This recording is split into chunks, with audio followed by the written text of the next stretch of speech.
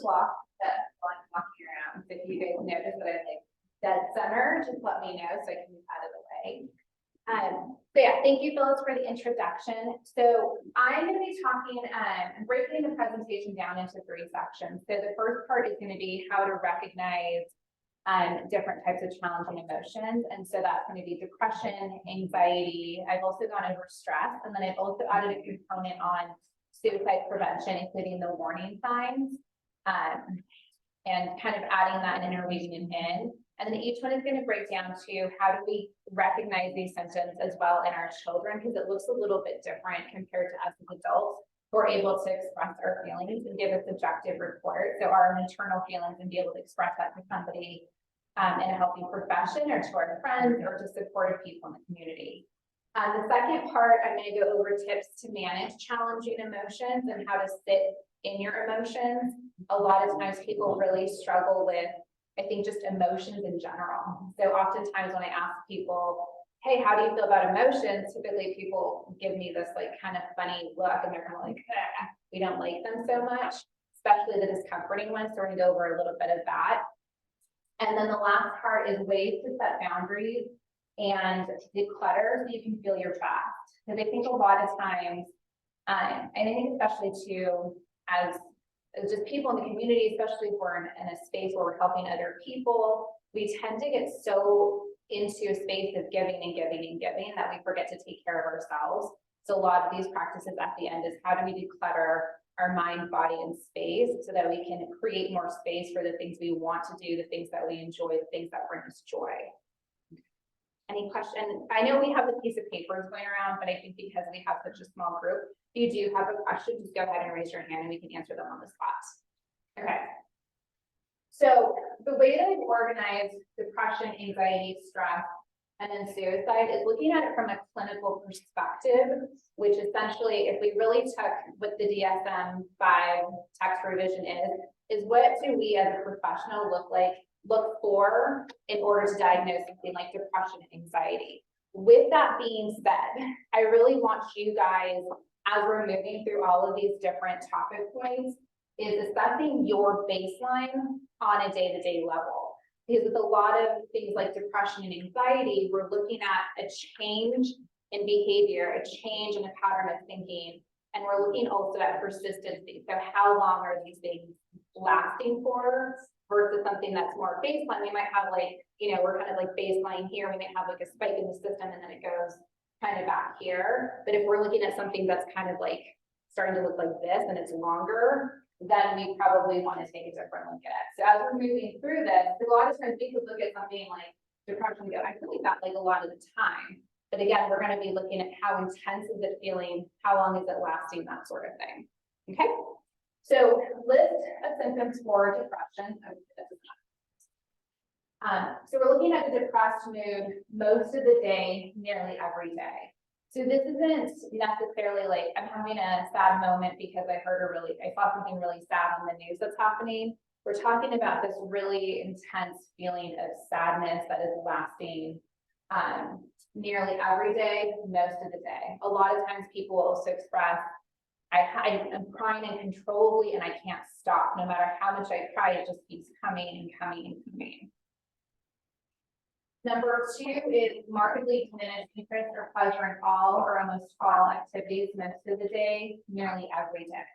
So a lot of times people will say, I used to dance, every week, and now I just don't even feel like doing it. It doesn't necessarily have to be around one singular activity. It could also be just a disinterest in doing anything. A lot of times when people have this intense feeling of depression, it's really difficult to get out of bed every single day. They're barely just being able to get through the day-to-day stuff that needs to absolutely get done. The day-to-day activities, they're just getting up, getting yourself ready, maybe going to work, taking your kids to school if you have children, is really difficult. And so a lot of times we'll say like, I just don't have the motivation. I just don't have the energy to get up and do this stuff. I know I'm supposed to do it, but I just can't. And so in order for depression from a clinical standpoint to be diagnosed as a professional, we would be these 2 symptoms, especially one of the 2 has to be present.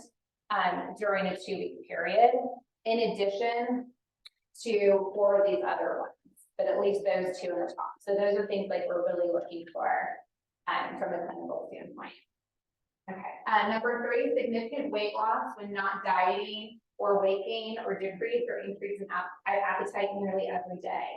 So this is something where, you know, if you're maybe overeating and typically you don't, or some people, and this is different from stress, we're going to come to this later, but stress sometimes is going to be that singular moment when we're kind of overeating because that's kind of our pattern. But this is really like, you know, a drop in weight significantly within a month. So I typically ask people, like, do you notice if your pants are fitting a little bit tighter than usual? Are your clothes fitting more loose? People say, like, I've noticed I've dropped a lot of weight and my clothes aren't fitting me, like I can't even pull them up, and I haven't been doing anything really to lose weight. I'm not on a special diet, that sort of thing. And then this also could be just a lack of appetite. A lot of times people feel that sense of like, I'm just not hungry. Like I know I'm supposed to eat and I know I'm supposed to be fueling my body with food and nutritious foods, but no matter what I do, nothing sounds good. I look at the food, it doesn't taste good, and really having difficulty getting through those meals is also part of that. So a slowing down of thought and a reduction of physical movement. So this is observable by others and not just your own sense of restlessness or being slowed down. So this is really more about just like more of a slowed speech, like really just like slow movements. A lot of times we're also looking at affect. So if somebody's talking about something that typically they might be more animated about, we're not seeing a lot of emotions on their face. It's what we call flat. It's just kind of like baseline, very monotone. There's not a lot. And so that can either be like your own sense of feeling like I'm moving more slowly than usual, or I just feel like I can't keep up with everybody.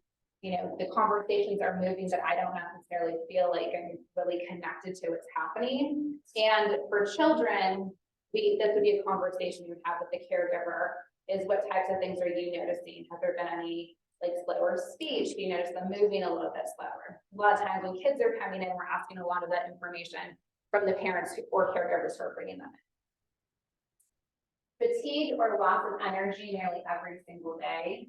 And this can be related to that lack of motivation piece as well. So, you know, it might be like people who are like, I used to exercise a lot and now I just don't really want to exercise.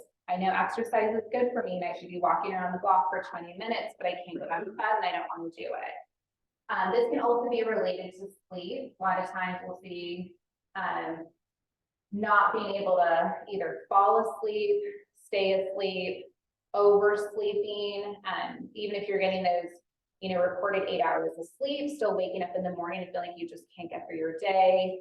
Or it could be coming back home after your day at work, or for kids at school, they're like, I just come home and all I want to do is sleep, and they're back in bed. And no matter how much sleep they get, there's just this overwhelming sense of fatigue and lack of energy. Feelings of worthlessness or excessive or inappropriate guilt nearly every day. So this is going to go back to that sense of like, I don't feel good enough. I feel like something's wrong with me. A lot of that negative chatter that can happen in the brain is really one of these areas that we're looking at. Inappropriate guilt could be things revisiting past situations that have happened and over-examining them, like really combing through them, like really looking at them and feeling this sense of like guilt or overwhelm. I should have done something different. I should have done something better. I should have known better.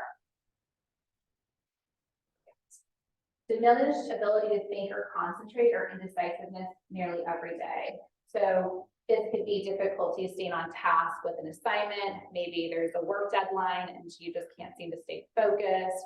Maybe your mind is racing in 100 different directions, or maybe sometimes you just feel like you're not even connected to whatever's in front of you. So I know, like, I'm reading this, but I don't feel like I'm really necessarily sitting here reading this. And then number 8 is recurrent thoughts of death, recurrent suicide ideation without a specific plan or a suicide attempt or a specific plan for committing suicide. And we are going to come back to this number 8 more in depth later in the presentation, because I really do want to make sure that we're covering suicide prevention, warning signs, risk factors, and going over the difference between what suicide is, what suicidal ideation is, and what things we want to look for as far as warning signs. Does anyone have any questions about depression?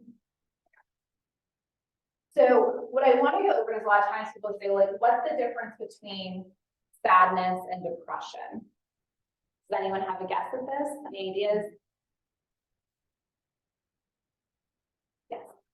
I feel like sadness or that is taking Oh, sorry, we gotta get you the mic. I jumped the gun, Phyllis. I feel like sadness is something like you said a little bit earlier. You know, you reflect on something that happened today and then it kind of goes away when you're in it and you think like you're just able to get over it, you know, whereas depression is a feeling that it takes time to go away. You know, it does go away for some people, but it doesn't, like, it sits heavy with you, like it weighs down on you, you feel it a lot, you know, depending how, you know, how severe your symptom is. But like for myself, I know a couple weeks ago, I feel like I see a therapist, so I was in like this thing called the depression pod, where it was really weird to me. I was in like a kind of bump and I couldn't figure out what was going on. And then I finally came to terms with, oh, you know, like it's been a recurrent thing, but it's back and it was really weighing down on me. And I'm a single mom, so for me it was getting really hard to just, you know, meet the basic needs for my daughter, and it wasn't me just being sad, you know, it was, I had to get up, you know, get her ready, get myself ready, go through our day, run our errands, and I had to understand that it's not just a feeling that's gonna go away, like it's something that I have to continuously work on in order to better, you know, future feelings, I guess, you know. Great, thank you for sharing, yeah. So you were, go ahead. Actually, you might need the mic. I think they want you to have the mic, that's why I'm saying. Because we have someone on Zoom, so they want to go in here. Kind of provoking question. I'm sorry, maybe my English is not perfect. There's a saying like the depression is for people who don't have other problems, who doesn't have other problems. You know, like, I mean, I'm from Ukraine, and there's a war. And when there's like a big problem with you need to save your life. You don't have time for that feelings, you know. So that's kind of, maybe some people don't understand on something. So I have a question. This about, I mean, when you're in very stressful situation and you have the feelings, personally me, I always want to act and want to do something, not to attend a therapist. Because I know what's going on with me and I know the reason why it's going on. And I want to fight the reason, not fight the consequence, what happens because of this reason. Okay. So my question is what to do with that? Like, I already know what's going on, what to do with that. Should I really treat my emotions, devote my time for myself, analyze all that, go to therapist, or I need to do something to remove the reason that causes all that stress, and protect myself, protect my life, protect these kind of things. Because in my life, I was in a situation where I was very depressive. I felt that way. But at some point, I realized if I keep doing that, I will just die. I will just die. So I need to get up and do something. So what is the right thing? Well, what people should do? Like, because there's really, some people really say that, and some people really have that attitude. You feel that way, that means that you don't really have serious problems in your life. If you have time for laying in bed and keep and feel normal. What is your opinion about this saying? You're welcome. Okay. Am I back? I don't know. Yeah, I'm just following. Is this your life behind. So to answer your question, and my thing is always like, it depends. I think our resources are gonna be dependent on different factors. It could be our own upbringing, our history, the resources we have in the here and now, and also, what we're looking for in order to want to get help. So there are some, I hear a lot of that, like, I don't really want to come into a therapist and, go over my history, my childhood, and the domino effects of everything that got me here. I understand that. And some people are looking for that, I'll get calls and they'll say, hey, I really want to dive into this stuff. I know it's really related to my family upbringing and the way that I was understanding the world that I grew up in. So I think that there are therapists, and you can have these conversations. There are therapists who will provide free consultations and say, hey, I don't want to come in and like hash out my entire history. I feel pretty aware about what it's coming from and what I need. I really just want, a short-term solution type of focus situation where I can just get the skills I need and then, be out of therapy. There's also a lot of people doing coaching as well, which is a little bit different than therapy. So you have that segue. I don't know as much about the people in coaching around, like, coaches technically cannot treat mental health disorders. So I wouldn't necessarily say if you're in a deep depression and you really know that you need further support, I wouldn't go see a coach. And they might coach, a life coach, yes. Because they would be then obligated to then go, yeah, I don't want to get so stuck on this because I have 3 more situations, 3 more sections I have to get through. But, okay.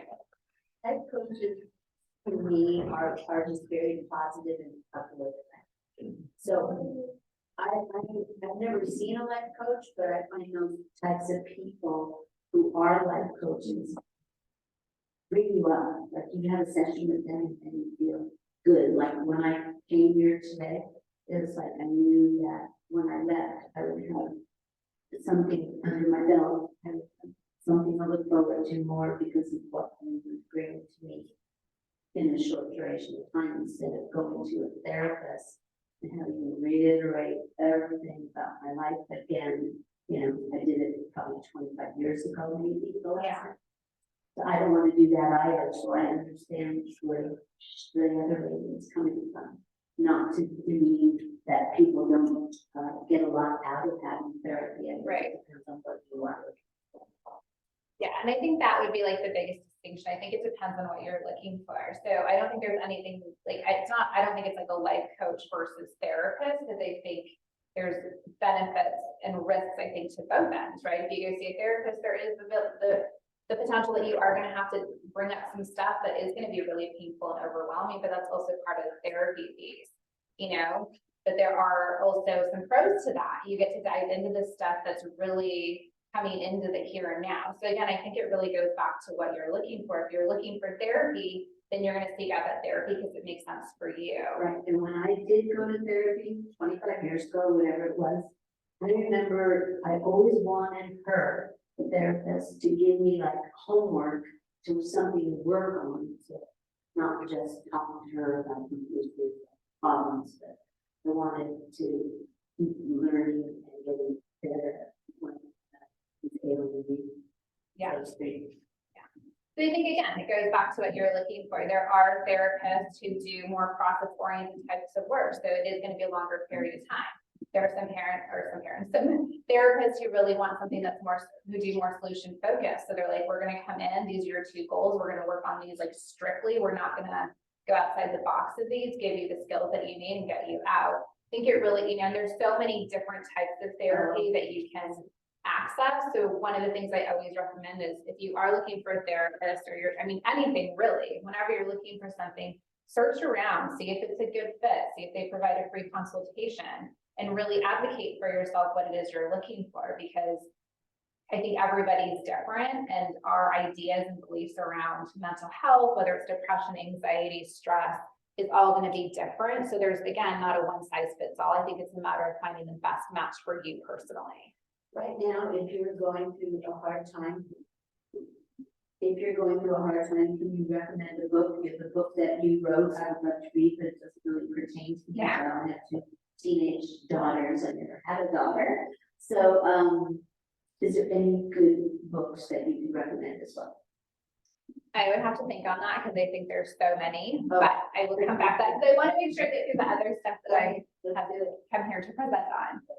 So going back to my question about sadness versus depression, you were spot on. Sadness is going to be more of that, like everybody feels sadness, for example, right? None of us can go through life without feeling something that has made us sad or given us this feeling of sadness. Right. Depression is going to be something that's going to be more long-standing. It's more intense. It's more persistent. It's much more difficult to sometimes give ourselves those internal resources to get ourselves out of it, which is why there's so many people who are seeking therapy at this point, I think, especially after COVID, because, you know, COVID really, I think, threw all of us for a loop, and I think we're all trying to get back to like some sense of quote unquote normal at this point. So one thing I want to go over, oh, I added a B on there. For looking at this with children, we're still looking at these same things, but a lot of things we're going to see with children is going to be because they don't have necessarily maybe the same ability to communicate in the way we do as adults. We're looking things for angry outbursts, irritability, a low frustration tolerance. So things like they used to be able to tolerate, like, so maybe like a little sibling who's like poking at them, they're like, go away, you're annoying. Now they're more reactive to that. We also see things like academic decline, maybe more difficulties in their social circle at school. Maybe if you have a really social child and all of a sudden they're spending all their time isolated, they don't want to go out with their friends. That could be another indication of what we're looking for that could fall under these lists as well. Okay. I'm going to move on to anxiety.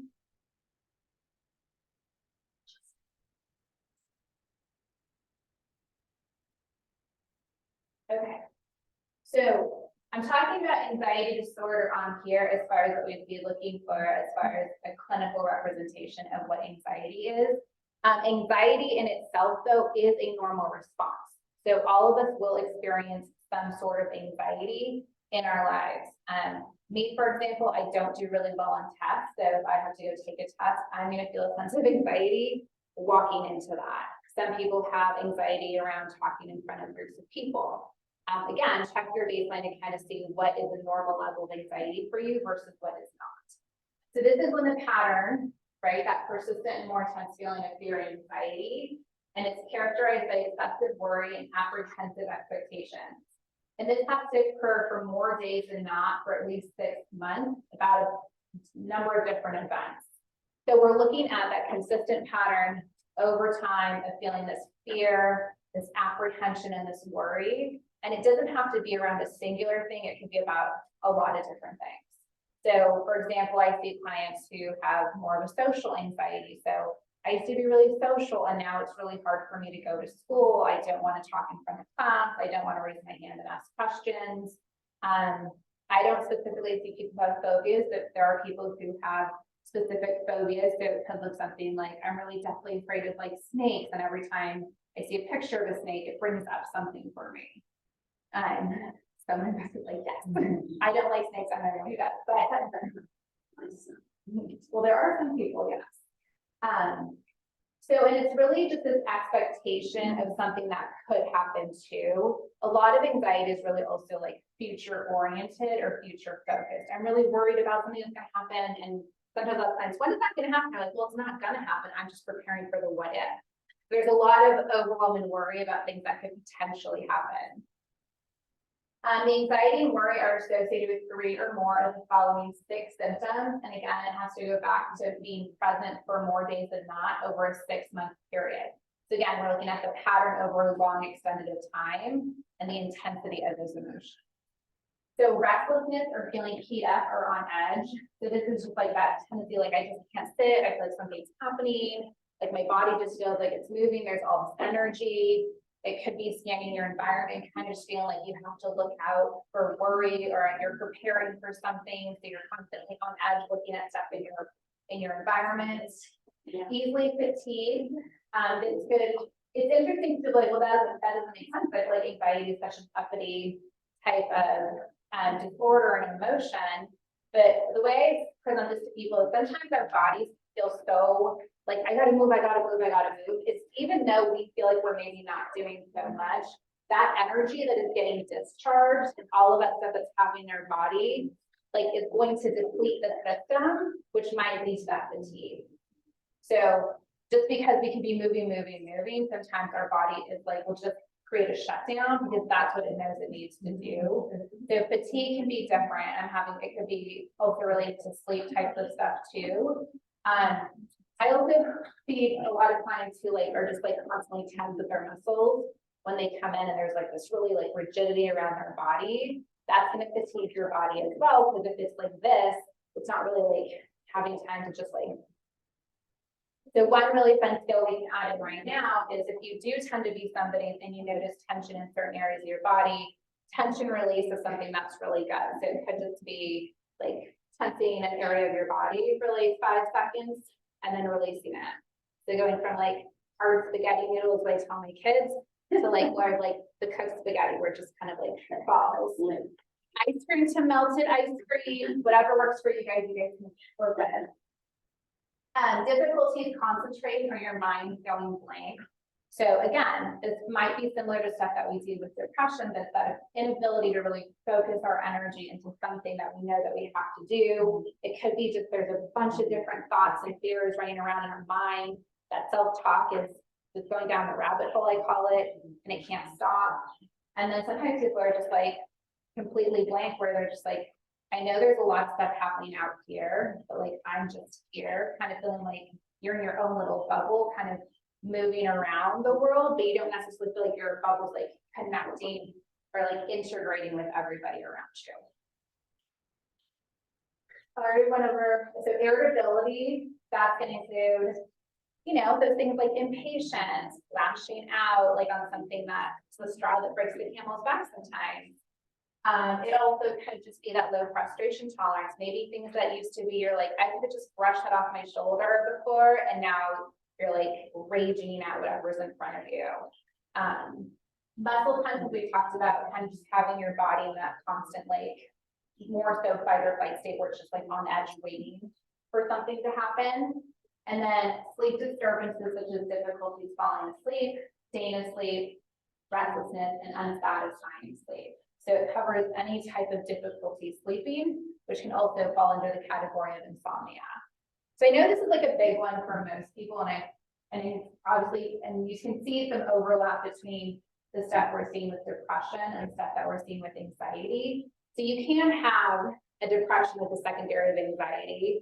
You could have anxiety with a secondary of depression. So from that perspective, it's more so just kind of looking at what is showing up more often than not sometimes, or focusing on what you feel like is more readily necessary for you at any given time. Does anybody have any questions for that? Yeah. As we get as we get older, can anxiety be different as you age? Is there a need for a certain type of anxiety for older people that they get sometimes? I don't know that we disorders of anxiety. I don't know that there's actually any significant, like, you know, names, you know, where it's like for child, for adolescent, for adult, you know, for somebody who, you know, 65 and older sort of thing. But I do think that our bodies and our systems do change over time. So if you do tend to be somebody who, like, I tend to run a little bit more anxious, just days on end. So, but I've noticed that over time, like my anxiety has shifted in what it looks like, you know, in different stages and periods of time. So it can shift. so even with young people, you know, they say that all of the activities and things that they do today, they have more stress than some kid who lives in the country and doesn't have, you know, to be at soccer, doesn't have to be anywhere and do anything specific with time. So anxiety for children has got to be different than anxiety for someone your age or someone who's my age who starts to get, you know, anxiety as an older person. So I was wondering, is there a name for that?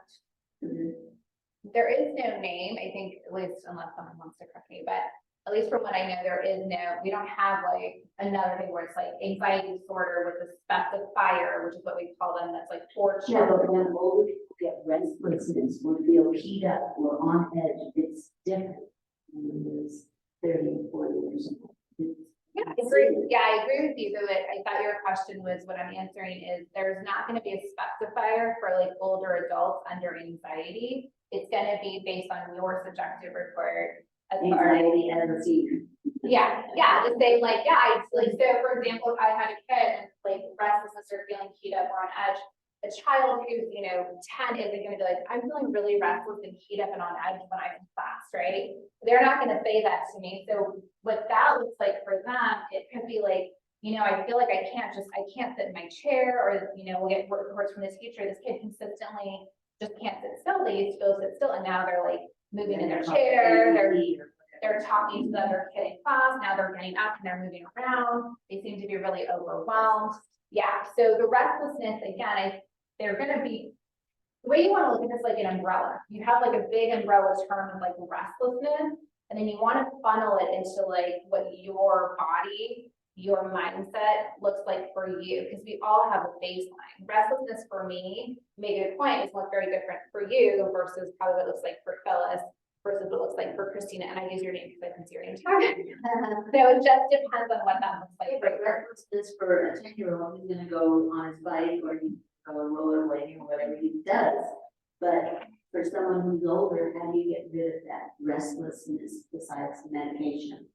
Well, restlessness is gonna look different for everybody, because again, I'm gonna go back to using like integrating some yoga for mood management here. My anxiety and my level of energy in my body is gonna be different than yours. So for example, if I'm restless, I know that I can go, run a mile and I'm gonna be good for a good chunk of time. Whereas somebody who's like, if I say, hey, why don't you go run a mile for right now, you're probably gonna be like, you're crazy, that's not gonna happen. Why not? Well, I don't know. You might tell me. Are you going to? I've jogged many times. Okay, so would jogging work for you? Jogging works. Yeah. So then it's a level of like taking the anxiety up here, right? If you're like, on a scale of 1 to 10, 10 is the highest anxiety I've ever experienced, and 1 is like pretty, like I'm good, like nothing's really happening. You want to take an intervention or a coping skill or a resource and match it to that level of energy. So you might have things that are in your 8, 9s, or 10s, which might be things like jogging. It could be Dancing probably would be my cardio. well, there you go, so dancing, or you go down to like something like, for me, if I'm like a 9, I need to be running, I need to be moving, I need to be outside, because my body needs to discharge energy. If I'm like a 5, and I'm kind of like, oh, I feel kind of something's like happening, I could sit in a chair and I could bounce my leg, and that's going to be enough for me. So again, it goes back to your body, what works for you, the tools that you like, the things you enjoy. Thank you. You're welcome. It's about the thoughts. Because disorder means that this is kind of illness, sickness, like I mean that there's like those people are normal, and those people are sick or ill people, or they have this. No, so the term that we're using for anxiety disorder is pulling all of this information here, and what you saw on the other slide is going to be what, like the DSM-4, or the DSM-5 text revision is going to show for what would be the symptoms of what would need to be met in order to have an anxiety disorder under that umbrella. So that's just what we're using here, but I don't think there is this idea of like normal versus abnormal. I think we all operate in different ways, and our anxiety is going to look different, our depression is going to look different, and again, it goes back to baseline. So, if you're looking at it from a research perspective, there is going to be what they're going to say, like, compared to other people in this age group, there's going to be like this normal, in quotes, I'm putting quotes, and they operate in this range. Anybody who gets outside of this range, we're seeing that they're going to experience some of this stuff. So, how is it, because all people are in different circumstances, and those feelings might be quite objective. If someone is really like in circumstances when something really stresses them out, and they have a reason to feel that. Is that a problem with their feelings, or again, it is, I mean, again, do you need to well, with your feelings or with the circumstances, is my question. I think it's a little bit of both. So I think when we have an experience that's creating stress or anxiety, we may not be able to control the circumstance or the experience. We may have to work individually on how we can manage how distracting the situation is.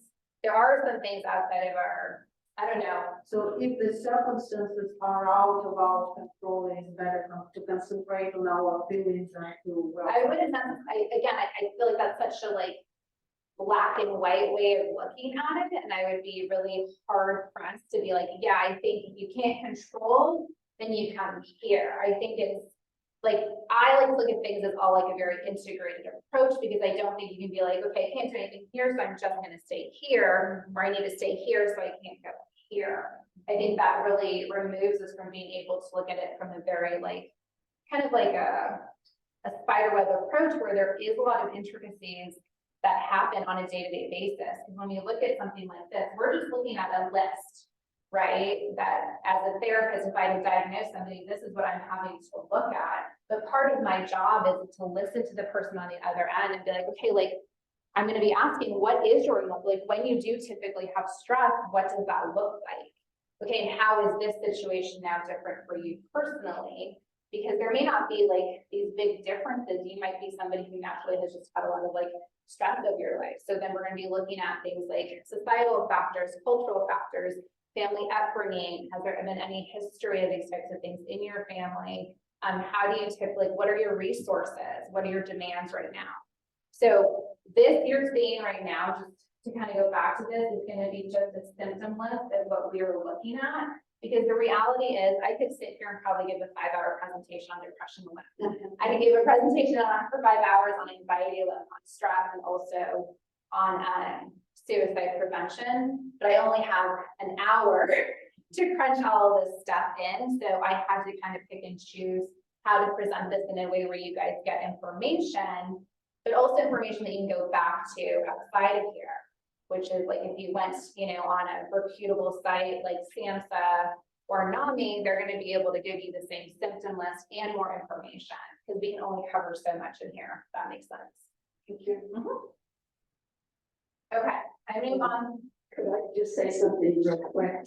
In listening to all this, and I know everybody has stress in their life, and I know this board at home that says it is what it is, but it will become what you make it. And that's my guide that gets me through most of the time. Yeah. Right, and I think that goes back to, we all have like really different ways of how we view things, right? We might have somebody who has like the cup is half empty, who tends to kind of, you know, maybe from a young age has always looked at the world as kind of being a little like, you know, like things are bad, things aren't good, I have to watch my back. That could be based on, you know, family upbringing, whereas somebody else who has naturally had an upbringing where things have been really favorable and positive. And so, you know, when something happens, they're like, okay, like it is what it is. Like, how am I going to change my mindset so I can move through this? And again, I think that's why when we started, I really wanted you guys to think about your own baseline. Where do you guys naturally fall on a day-to-day basis? Because everybody's baseline is completely different. And these are just kind of like markers, so to speak, for us to kind of help guide what we're doing as somebody in a clinical perspective.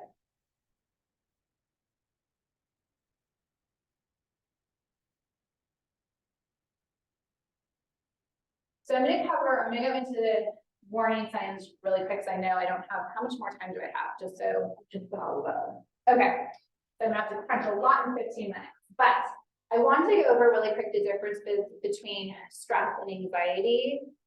Stress is going to be something that's going to be a little bit more temporary, right? We all have stress. There are stressors, however, that are more consistent, but stress can lead into something like depression if we're not dealing with it. Stress can also lead into something more like an anxiety disorder if we're not dealing with it. So I just want you guys to assess on a daily level, like how much stress do you guys have currently, and then how do you guys really deal with that stress? Because stress, we all have stress, right? This looks different for everybody. Okay, but I do want to definitely go over suicide and what that is. So before we go into warning signs, I know on the thing, on both of, or on, depression, it has things like suicide, suicidal ideation. I know I'm missing something now. So suicide ideation is going to be, is referring to thinking about and considering suicide. So somebody who has suicidal ideation may not necessarily make a plan to complete suicide. It would just be more of things that we're looking at, like a warning sign or a risk factor. So sometimes that word gets thrown out, people are like, what's suicidal ideation? And so basically it's just this thought, thinking about suicide, thinking about it as an option, having thoughts that we want to hurt ourselves or harm ourselves. Okay, so these are warning signs for suicide. Talking about feeling hopeless, having no reason to live, being a burden, feeling trapped or unbearable pain. Threatening or planning suicide, giving away possessions, making out wills, despairing texts or posts. And to kind of like go over these really quick, a lot of times some of these things are very like incognito. We wouldn't necessarily notice them because everything could, for example, look completely fine, like on the outside, but then they're like, hey, like I've been looking at these shoes, do you want them? Like I've had kids in the past start to write out notes that they were like prepping for, but maybe didn't necessarily already have a plan to follow through with it. Increased use of alcohol or drugs, feelings of failure or shame, sleeping too much or too little, avoiding families and friends. So that's going back to that isolative piece. Maybe you, again, we're looking at baseline compared to changes in behavior. So if you or somebody you know is like really social and all of a sudden they're saying no to social events, they're like, you know, not inviting people over to the house, that alone isn't going to be something that we need to worry about, but in combination with some of the other stuff that might be going on in the home or some of these other warning signs, it might be something to also look at. Loss of interest in favorite activities, visiting or calling people to say goodbye, risky behaviors, and a sudden improvement in mood. So this one's really interesting because this one throws people off that last one. Like if somebody is in a place where they're thinking about suicide, how can their mood just instantly improve? But there's almost kind of, I don't even know how to explain it because I think it's such a, like, I think it's just based on experience of what I've seen. But typically it will come down to like, you know, we've had like maybe like 2 months of therapy and there's been a consistent thought about, you know, a suicide plan or, you know, they've had suicidal ideation and they've come in and then all of a sudden they come in and they're like, oh my gosh, I've been having such a great day and that, but it just seems so out of the blue. It doesn't necessarily mean that I'm going to think that they're going to go directly to that, but it's something that I want to think about because it's different based on the pattern of what I've been seeing in the last couple of months. I know we went over that quickly because we only have so much time, but does anyone have any questions about that? Nope.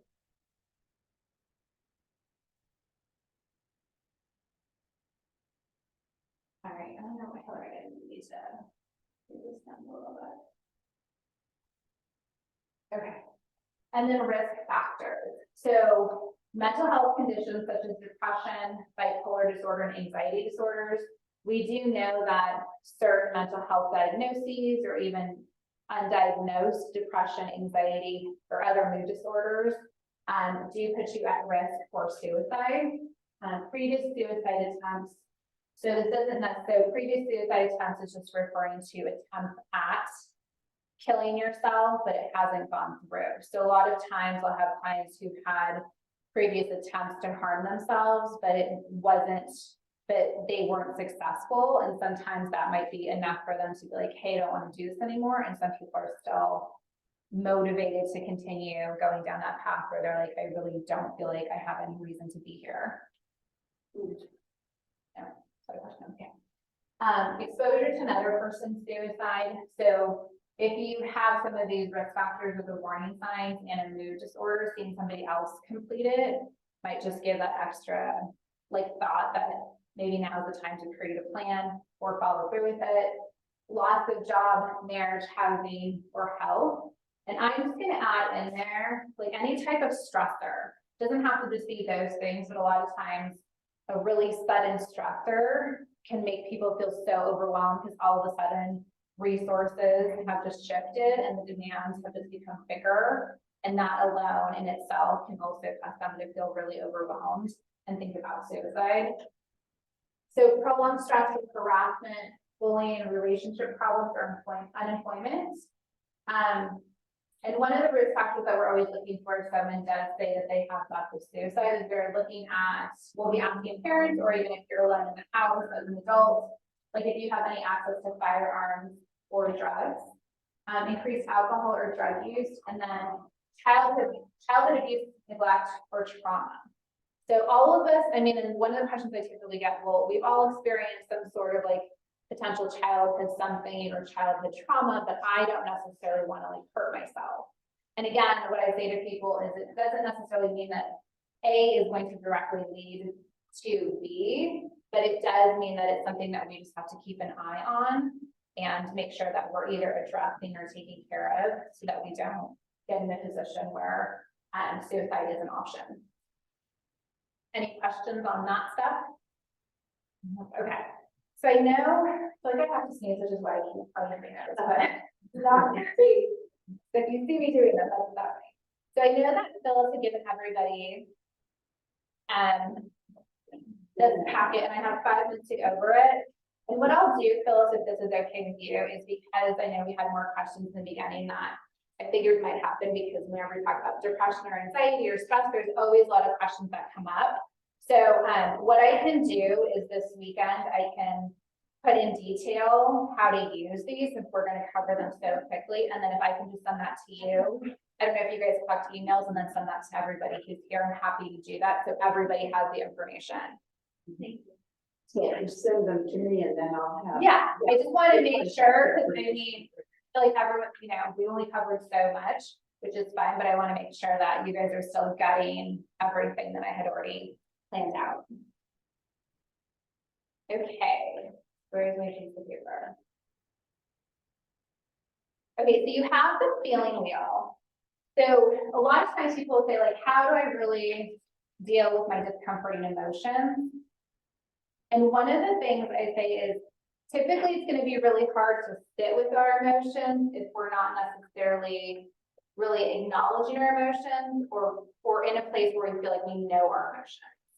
So one of the things I always start off with clients is having them just learn, have like a wheel like this, and just start to read over the list and get to know these emotions. And so it's really good at that point to also kind of assess where you're at.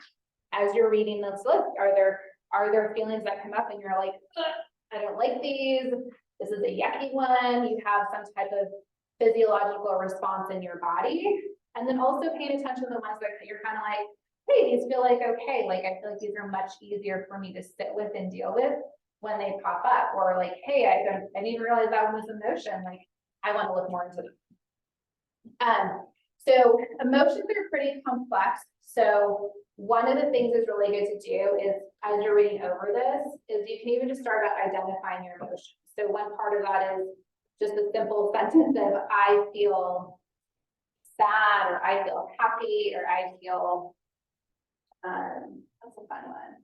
I feel frightened. And then also thinking about experiences when you've had these emotions. I wouldn't pick experiences that give you such a heightened emotion to start with.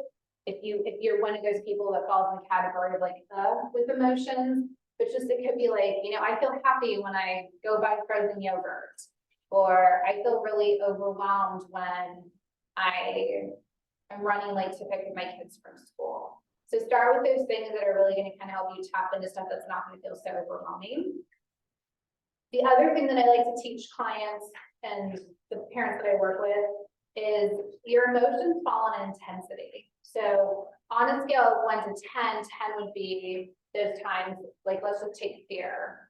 I felt the most fearful, like a 10 when this happened, and your 1 is going to be like, I felt fearful when I saw a spider run across the floor, and I kind of was like taken aback a little bit. So, and some people that spider might be more like a 7. So again, that's your baseline. And so what you're doing with the intensity of emotions is sometimes people feel their emotions so deeply and so intense on this side. And then we have some people on this side who don't necessarily feel their emotions, and they're kind of either minimizing them avoiding them or distracting from them. But this really helps you kind of gauge, I think, one, how you feel your emotions, and then two, being able to identify in a situation, you know, how intense that feeling is. It kind of helps, I think, also bring us to a place of like what's in front of us, how to deal with it, how to cope with it as well. And then the other piece of feelings that I think is really, really important, but a lot of us hesitate to do, is sitting with their feelings when they come up. Everyone's shaking their head a little bit. So for example, a lot of people, when they feel anxiety, they're like, no, thank you. And they try to distract, push it away, do anything in their power to not feel it. Same thing with the depression. Like that one's a really hard one though, to kind of just throw to the side and not necessarily feel. So I wouldn't start with sitting in your body if you know that you are hands down one of those people who is not comfortable with your personal emotions. I would do that as like the third option, which I think is on, I want to say it's your second sheet, like how to use the wheel. Yeah, so that would be like, you would kind of build up to that one. So focusing on your physical sensations with curious observation, what does that mean? So when I feel like a really discomfort emotion pop up, it's going to be more beneficial long-term for us if we're able to sit in the emotion, kind of befriend it, allow it to come in, notice it, see how we feel about it, even if it's just for 10 seconds, and then allow ourselves to go do something else. That's totally fine. But one of the things is we can use our emotions to really help us identify and dictate how we feel and what we need. So when we feel an emotion, what is our body telling us? What does it feel like in the pit of our stomach?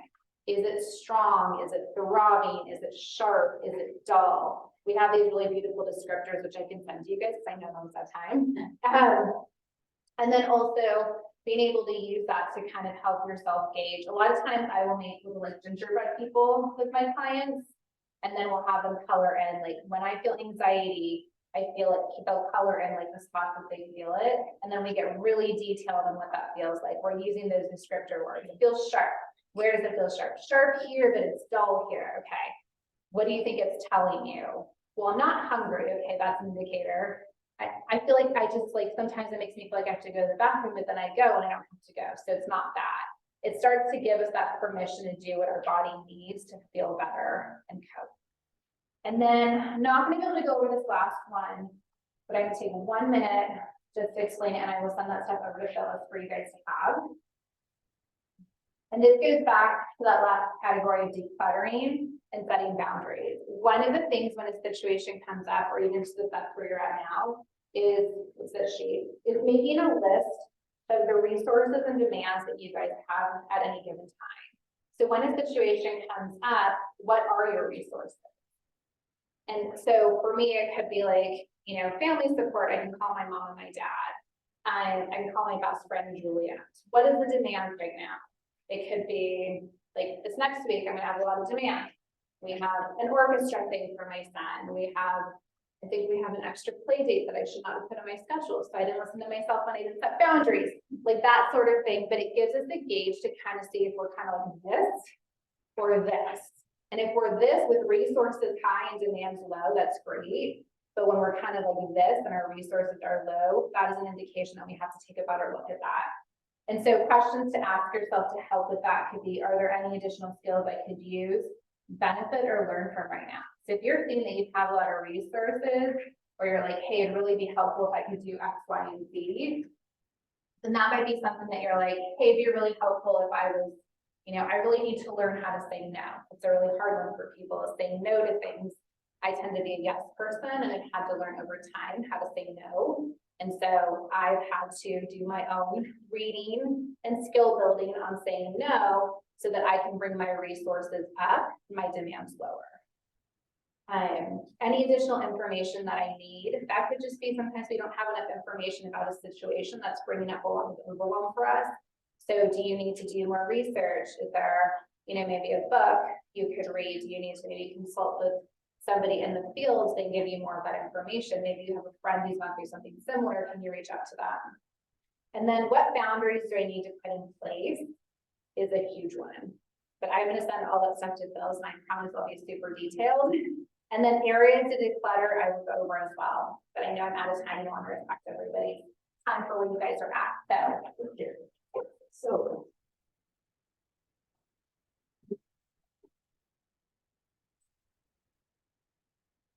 So we certainly had a lot of information provided to us today. Thank you for the.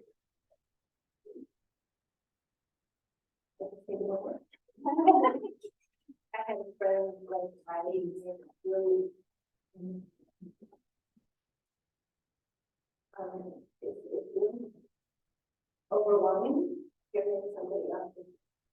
So I love you. I didn't think about it. It was louder. Sure, you know what, I'll leave them. Oh, that would be great. Yeah, I do have a soft voice, I'm sorry. It's on, isn't it? Is it on? Is there a button? Yeah, it's on. Can you hear me now? Can you use the mic? Can you hear me? Okay, well, I just want to say thank you.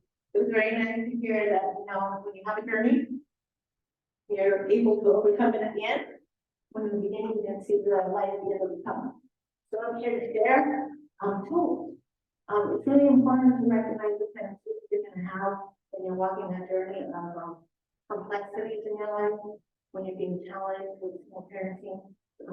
You're learning how to co-parent, and maybe you're dealing with someone that isn't so nice anymore. Right, that does happen. And at the same time, you're also managing not only yourself, but you're trying to help manage your children. You know, it can be a little complicated, overwhelming, stressful, and it can create some anxiety. You know, it's I would imagine that a lot of times this is a walk that you feel you're alone. You feel this stress. And learning to walk with others and recognizing that you're not alone is a key to moving forward. So I am hoping that through this presentation, I can offer a tool, because that's what it's about, is for us to have tools in order to walk through our journeys and be able to manage the complexities that are coming forward. Because we can't stop them, we can't control them. Okay, all we can do is learn how many tools we can achieve in our lifetime to enable us to manage them. Okay, to manage ourselves. And through that, our children learn through us how they will manage the challenges that they face in their life. Okay. So let's start with what is mindfulness. Mindfulness is observing and becoming aware of the present moment. Okay. A lot of times what happens is that we get caught up with anxious thoughts of the what if, you know, I'm thinking a year from now, and it hasn't even happened. So mindfulness is really remaining present with the here and the now. Okay. How does it help? Well, we will be talking about all the benefits, at least a couple of them, of how it will help to become mindful. Yeah, I would appreciate that, Dan White. Let's look at some of these benefits. You know, the beautiful thing of being mindful is that you can do it anywhere. You can practice any place, anywhere. And the best thing is that it's free. You know, there's no cost. You don't have to go to the gym. You don't have to pay a membership.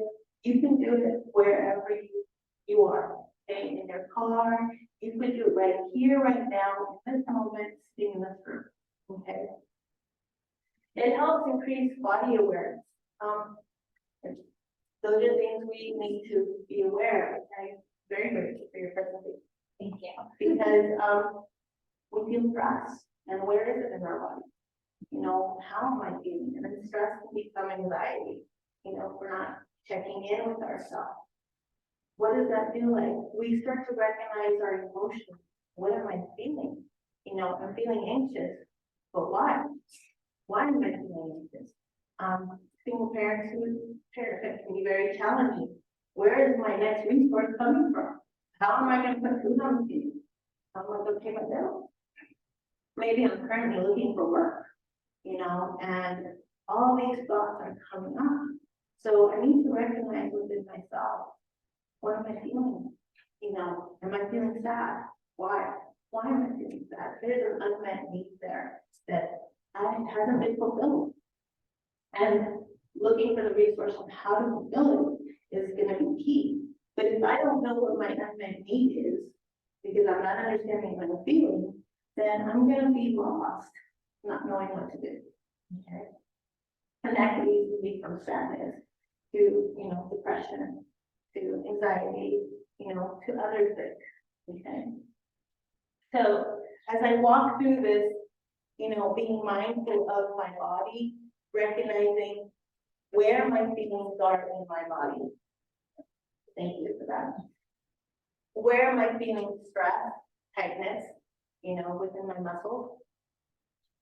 How am I feeling? Am I feeling overwhelmed? Am I feeling sad? Am I feeling confused? You know, those uncomfortable feelings, a lot of times we push them away because they're uncomfortable. You know, it's really easy to feel happy and, you know, happy, content, you know, in the moment of joy. However, how is it that I'm managing my emotions when I'm most uncomfortable? Okay. I heard TED Talk, which I enjoyed, because she talked about those uncomfortable feelings as waves coming in. I imagine it was a cold wave hitting me, especially in California, you know, unpleasant. But she said something really interesting, which she mentioned, it only lasts 60 seconds. Okay, through your body. A lot of times we push away these feelings because we don't want to feel uncomfortable. But in order for us to understand what's happening inside of us, we need to allow that uncomfortable feelings to come in so we can identify it. So just imagine, right, this huge wave, cold water, the ocean, hitting me, because it's uncomfortable, right? You feel uncomfortable, it's cold, wet, not, you know, not Cancun. All right. However, she also explained that the waves diminish. You know, just like when we look at the ocean, they come in and they go back out. They come in and they go back out. So we get to recognize how we're feeling, you know, during those times. And that uncomfortable feeling, I'm not going to say it becomes comfortable, but at least I'm recognizing that I'm uncomfortable and what it is, and I'm identifying my emotion as it's coming in, and I can understand why I'm feeling stressed, why I'm feeling tight, why I'm feeling anxious, or maybe it's sad, because, you know, it turns back as a single parent that you end up taking it out on your kids. You don't mean to, but when you're under a lot of stress and emotionally dysregulated, you end up becoming the grouchy person that barks back, and then you turn around and try to apologize for behavior that you just had. And then you feel guilty because now you've hurt the one that you know. And then you turn around and tell them, don't do that. You know, which really, you know, isn't gonna help the journey, but recognizing that this is something I need to work in with my child to be able to manage my emotions, to build a relationship with my children so I can move forward. Okay, so increases body awareness. Let's see. It helps reduce stress, managing anxiety, depression, reduction of rumination. Okay, rumination are those ancient, like, I want to say roadrunner thoughts that keep going through your head and you can't stop. It's the what ifs. What if this happens? What if that happens? You know, and they keep you up for hours at night because you can't sleep. You know, you're thinking of things that haven't even happened or occurred, but you're making them up and running. Okay, so mindfulness helps managing those thoughts because we're training our mind to be present in the moment. So we're acknowledging, hey, my thoughts are running away. Let me catch you. Let me be able to get a grip on that. And let me be in the moment. Okay. Have you heard of the term monkey mind? Oh, yeah, that's what it was, the monkey mind. Right, so like you can imagine like your mind and the. So you can imagine that you're dealing with like a monkey, right? You're gonna have to feel you're jumping all over the place. And so one of the terms that's used for that chatter is like monkey mind. Your thoughts are bouncing and ricocheting in your head. Yeah. So that could be another way of. Bring yourself back. It's really mindfulness. Yeah, basically, yeah. we will be talking about that, and I'll be showing that second piece. But yeah, that's kind of the I'm key, gonna right? apologize in advance. Really important. Very good. All right. So how many minutes do you have? We have till the 10. We should do that. Okay, thank you. Let's see, it helps by addition. So what it helps is it allows you to recognize the urge. Okay.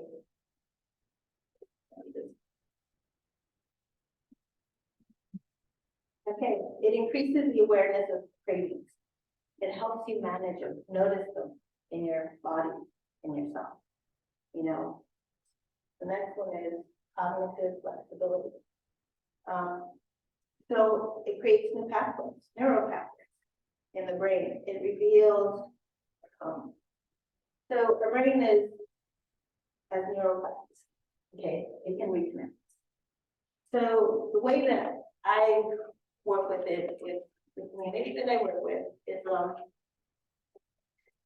our brain is set already, depending on our age, that we have certain coping mechanisms that we already work with.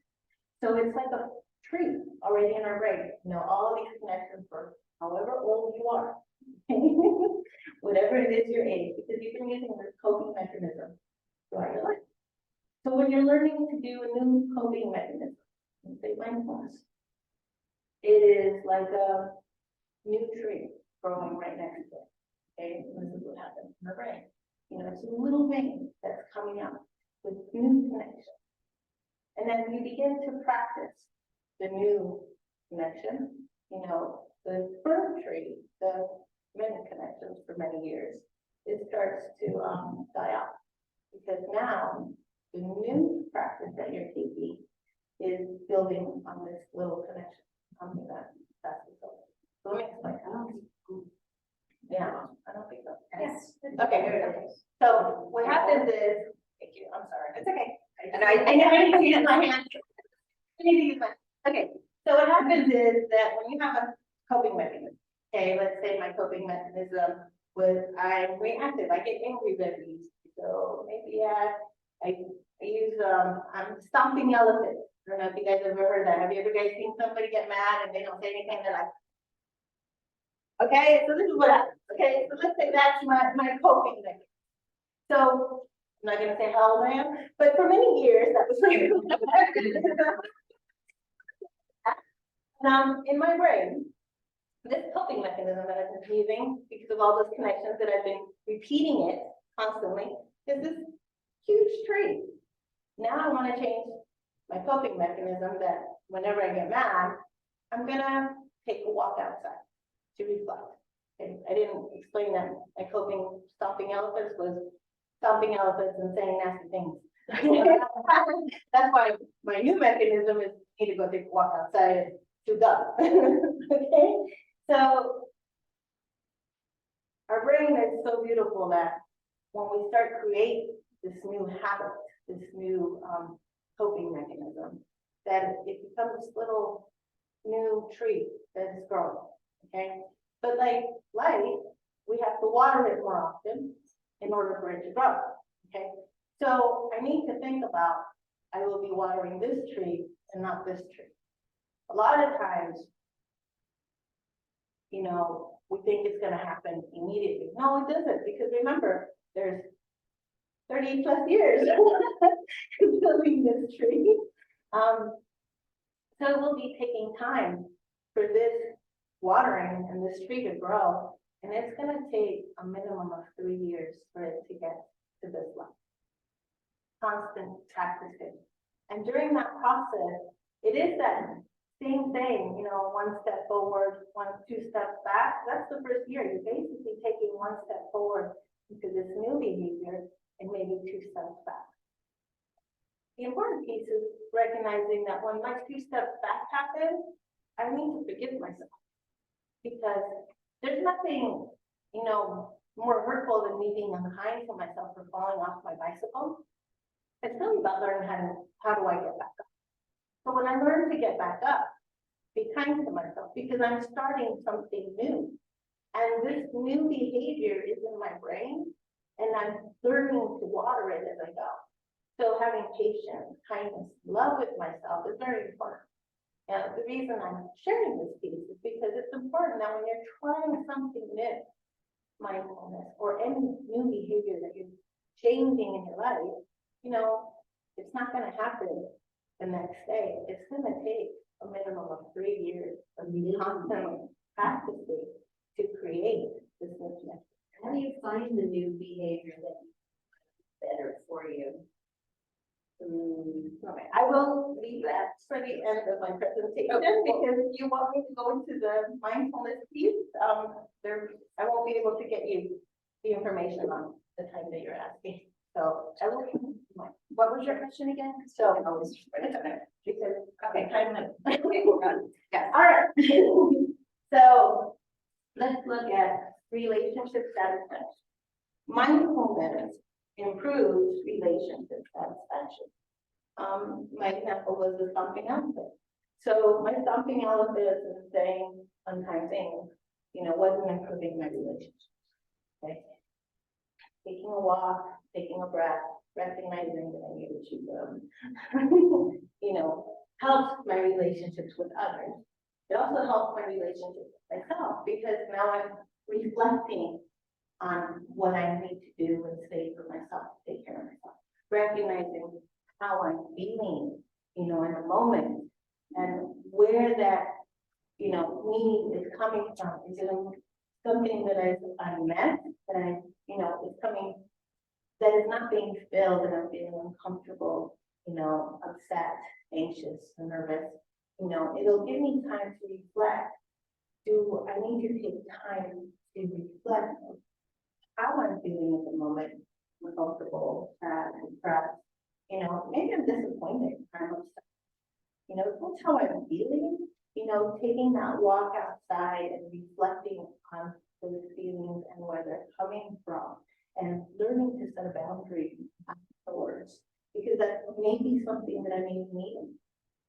Okay, so it gives you the opportunity to reflect on yourself, do that inner work. Okay. I'm gonna say it increases the capacity of emotional intelligence. The wheel, the emotional wheel, I mean, understanding that there's a vocabulary bigger than angry, happy, sadness. Okay, because there is. A lot of times we get stuck on these 4 emotions, and that's all we think we have, and that's all we think we can express. But there's more than that. So it gives us the opportunity to really explore deeper into what I'm feeling and where it comes from. So the other part is it keeps the mind young. So when you practice mindfulness, it allows you to improve memory. They did a study, which I thought was interesting, that they studied plus 50 plus, people 50 plus, okay, who did mindfulness for 8 weeks. They scanned their brain, and they compared it to 25-year-olds, and it was at the same level, which what happened was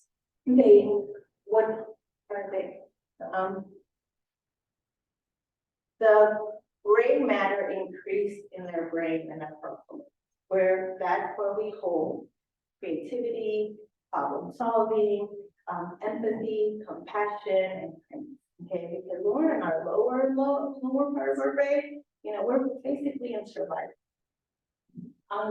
The survival piece. As a single parent, you're in survival mode. If you think about it, you know, you're fight, flee, or freeze. I'm like, because you're trying to figure out what's next, how to deal with it. You're in crisis. And then you had mentioned pain. You know, that everything I was going over there, it's survival. So you have your lower functioning part of your brain. You know, and mindfulness, what it does is it helps us. It helps us connect to the frontal cortex, to the higher part of our brain. You know, you're back on the high road instead of the low road.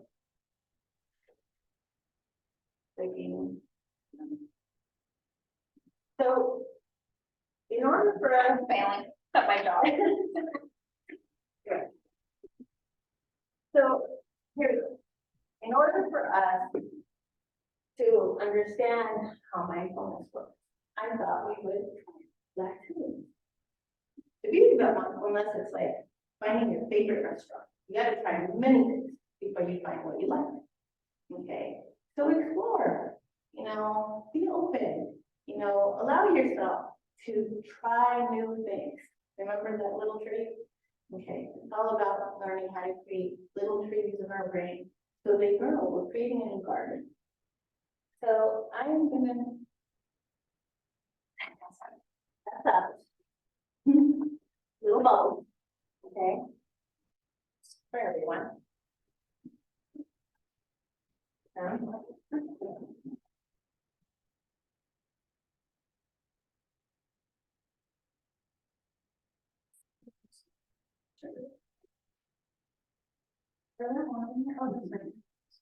Yeah, there's different types.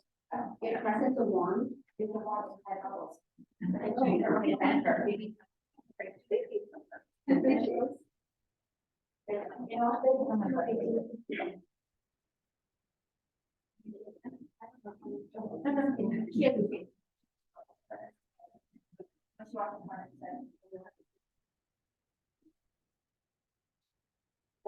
Everybody has their bubbles? Okay. All right. I think it's right. Oh, it's in. All right, is everybody ready? Okay, so we're gonna practice. For those who know, just take a moment and just close your eyes and imagine, okay, that you're holding a bubble stick in your hands. Okay, so what we're gonna do is we're gonna breathe through our nose. Okay, inhale through our nose, and we're gonna exhale to blow the bubble. Okay.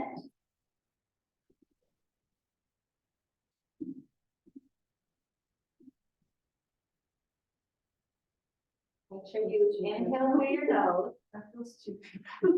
It's so peaceful, right? We did. And take a moment and just inhale through your nose. And to add to the experience, be like when you're breathing in, know that you're breathing in. I kind of think about this, and that kind of gives the mind impact. And when you're breathing out, know that you're breathing in. And then paying attention to how the Exactly, any bubbles. You know, any bubbles. You'll have to sing those. We'll try this one. Good. That's why we take our mind out of the one.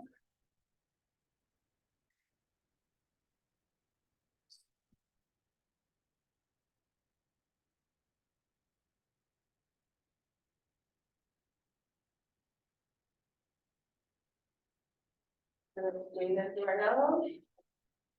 Exhale through our mouth and blow your bubble.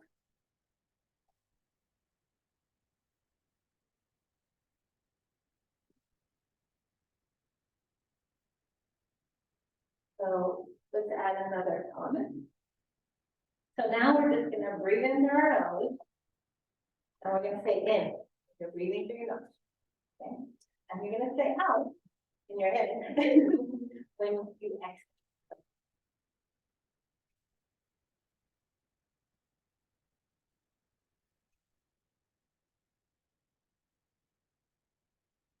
In.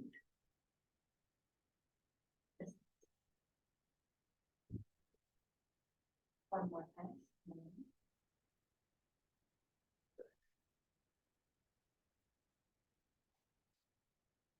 Do one more.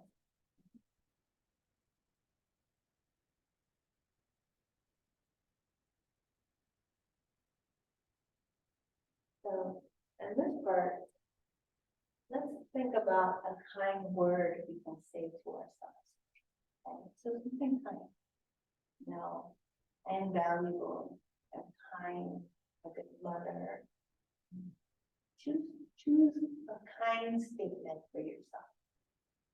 So when you're ready with your kind statement, just raise your hand, so that way I'm aware that we're ready to go on to the next thing. So choose a kind statement that you will be saying to yourself, I am.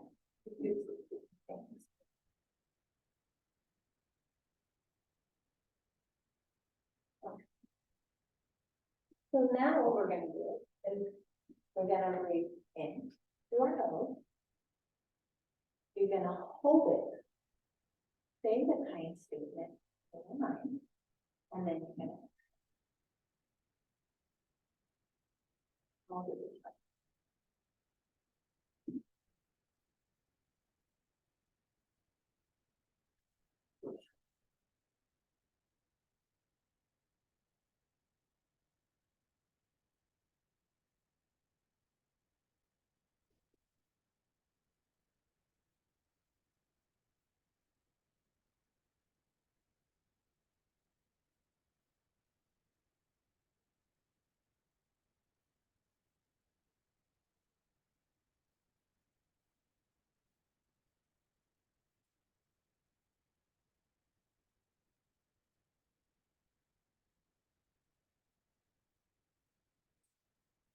So now I'm gonna ask you, how do you feel? Light. Go slow. Okay. How do you feel, Christina? Feel more relaxed? Okay. And then recognize how you're feeling in your body. You know, you feel light, you feel relaxed, calm, state of calmness. And you feel present. You know, you're here. Right? It feels good. You remember what I said? No membership required. There's no fee. No, that's the beauty of mindfulness. You can do it anywhere. You can do it in your car. You can do it at home. You know, you can do it with your children present. You can do, you know, around them, with them. It's very, I would say, it's very filling. Okay. It's very therapeutic. Same word, and in 5 years you said that I should do that 5 times. Should it be the same word every time? Or there could be different features of your individuality that she's developing. No, it's up to you. It's really up to you. So if you had a new statement every time you inhale, I have a mantra of my own, so you can definitely say that. When I work with my clients for this, a lot of times I'll have them think about what they need to hear, like what's meaningful for them, so it's all personalized. So like my background tends to be like, may I be happy, may I be free from suffering, may I have peace, may I experience joy, like those are kind of like my goals. But it's really important that you think of the ones that you need to hear and then adapt it as you need to do things, right? So that way you have sort of this updated sort of mental resource for yourself, right? And then a lot of times what I say when people are really struggling, at the red lights, you're not doing anything. Check in, how are you? Say, may I be happy? I could read answer a text. No pause, may I feel joy? And then respond to the text. So we can kind of get those pauses in place. Does that work for the children as well? Oh, totally. Yeah. And then if you think about it, whatever it is that you're doing, they will follow your lead. And my home, I say monkey do, monkey do. Yeah. You know, I'm the big monkey, so if I create these habits. No, I mean, if I do that and they just watch me, they might not understand what I'm doing, so I explain them the technique, what I'm doing. Well, it's model behavior. Our children watch us, you know, and they learn from us by what we model. So they may not be asking you, but they will see how it's helping you. On Zoom, you had a comment that they also vocal exercise, especially for kids, to regulate to help them learn their breathing technique and regulate their emotions. You also had a question, if you had a list of coping strategies, and I didn't know if maybe we were gonna get to that, or we had a list. You know what, I did not bring a list with me because I was practicing on the week. But we can return the list on coping. And just to go back to your question about how you get your kids involved, I've been doing silent meditation retreats for a while when I was really actively in mindfulness. I would do it with both of my kids, my daughter and my son. So I would have her go and do it in a group, and just communities out here that do mindfulness and meditations and stuff like that. And so I thought my daughter would do that, and I also would do it after with my son. And I'd also do it with my son. So kind of breaking it down, this is why we're doing it. And it would be short, but it could be, you know, a lot of it was like loving kindness space. So like reading in a positive statement, and, you know, and then with little ones, like putting it back on their belly, like, you know, the little ducks that we used to do, and they can kind of watch the duck go in and watch it go down. So you can really adapt it to the different age groups and kind of start this as a family practice.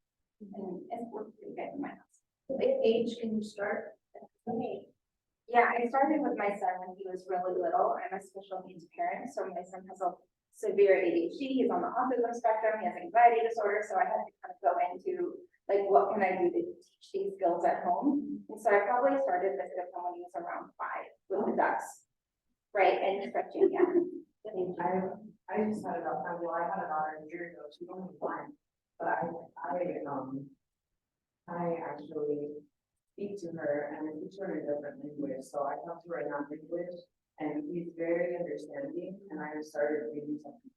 Yeah. A year, 2 months, so he started with these, you know, they're sponges, they really follow you, like you said earlier, you're their model, so, you know, they'll follow you like that. The bubbles were a big one in our house. I just love bubbles too. So I kind of go where I like, but even like finger painting, right? It's tactile. We do it for workers, so we do it at Child and Family Center.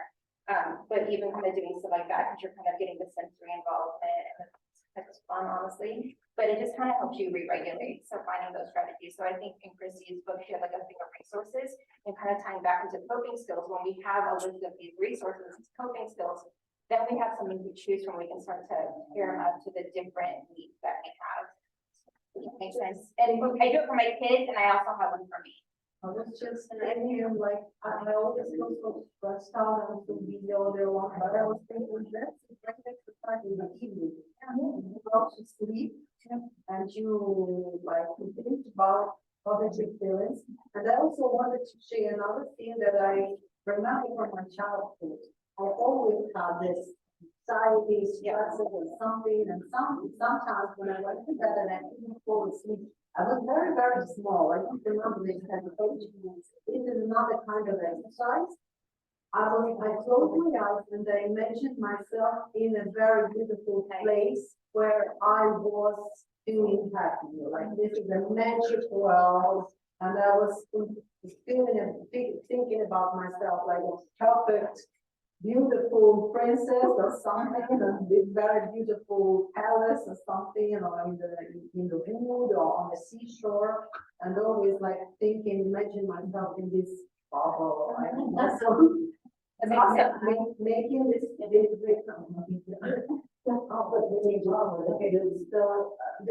is a kind of, I guess this is another kind of exercise. With my son, so he's coping mechanisms, when we talked about, creating a story. So I would put him to bed, but when you create a story, you would close your eyes. Creating a story helps them, you're teaching them versus narrating the story, and later on, like someone's narrating his own stories, but that way he can put himself. So these are just, I would say, tools that we can teach ourselves. And by teaching ourselves, we teach our children, you know, we teach them, but they also see that we're using them and they learn it because we're modeling. And these are coping strategies for the person who asked on Zoom. It's really, yeah. They also asked, get the name of the book. Did you mention a book? No, didn't mention the book. Okay, sorry. Okay. No, but just to kind of address the coping strategies, what I'll do in my groups is I have people taking like old fashioned line paper, right? Like from elementary school or high school, like fold it in half, right? So we have 2 halves to this. And on one side, we're going to do all of our self-care items. So this is how we really make the coping strategies meaningful. Because like I think Christy was saying, if someone told me to run, I'm probably going to have a panic attack. That's not going to work for me. I'd rather hide in a bush or something with Tracy. So that's not effective. So we need to really personalize what works for us. So we want to start by taking inventory of what we're already doing, right? So coffee for me is a big one. Like I always have it on me, morning to night, and keep me up, luckily. But we want to start to break down what we're already doing, and then we want to start to explore, like you were saying, like what can we be doing? So taking a walk, blowing bubbles, seek-and finds are really good with your kids, kind of bring it back to like coping with your kids too. And then you're gonna write a list of your triggers, right? So if I know, say, super like talking in public was my trigger, maybe I would do a coping strategy so I can then talk in public, and then I would do a coping strategy to wind down afterwards. And so you can start to pair these different ideas together in the grades for like drawing the lines. So I be doing with my groups. And that way we have a map of what actually is working for us. So you can get a list of coping strategies, but they may not work for you. So it's best to really take an inventory to see what makes you happy, what actually gives you joy, what makes you wake up when you need that energy. And so you can do something that's meaningful for you. And that really ties back into mindfulness because it's creating your self-awareness. And that's really what it's all about, right? That helps the person online. Okay, well, I'm gonna take the last part, and I just want to share a story. So the story is, that you have a parent teaching their teen, or their adult child, how to drive. So they're going to the road. And the road is clear on the highway. And as the adult child is driving, learning on the road, everything's smooth. Starts to notice that some cars are going parking to the side. The parents, so they pull over. No, keep going, but not understanding why.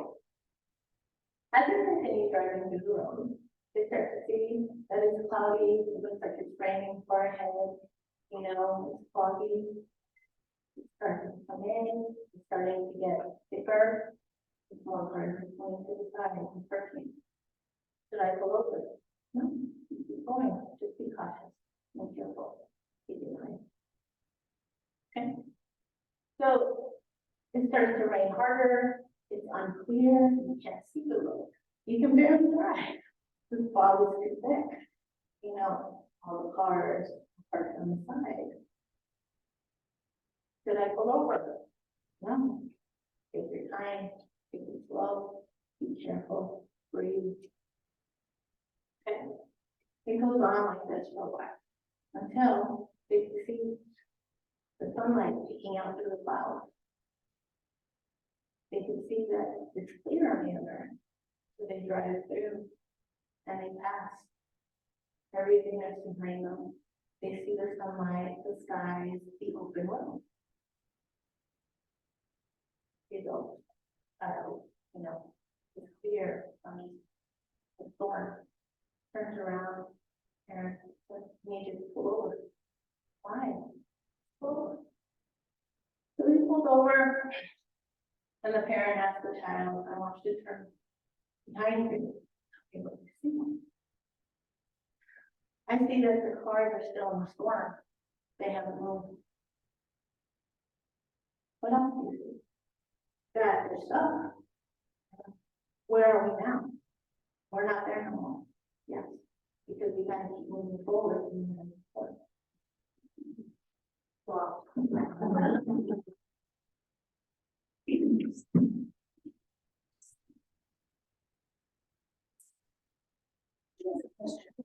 Say that positive reinforcement into the breathing. It takes that same method of imagining, right, a positive thought and holding it. Yes, yes, reinforcing within yourself, an affirmation, a positive thought for yourself. I call it feeding myself. I'm being kind. You know, a lot of times we tell each other, you know, we're kinder to other people, our friends, we lift them up, we encourage them, but we can't do that for ourselves. Yes. So when you do that, say something kind to myself is me lifting myself up and being my own best friend and being kind to myself. Yes, it's encouraging, uplifting here. Yeah. Thank you. You're welcome. Yes. I wonder if you have any notice that was about earlier. No, but I'll find it and I'll make it available. Yeah, I'll share it. Send it. I'll share it, yeah, I'll send it to you, so don't worry. Any other questions? Okay, thank you so much.